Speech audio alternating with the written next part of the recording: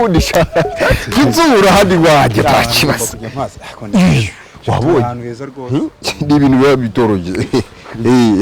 hakora wabaye burebure wada ese uyu mwaka ugiye kurangira nyine abantu bagiyeyo ayo ndamayoga menshi ariko se kwatemberanye wari unampereje nibagiye kukubwira iki se kandi rero ushaka ni nko kubaza ariko se ubundi mu minsi mikuru ntuzi ko abamo na Noheli ubundi kuri Noheli uzasohokera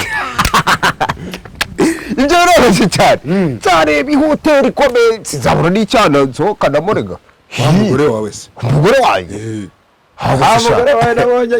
kwana cyari ikibazo ariko kakubwira weza gushaka ibihumbi 20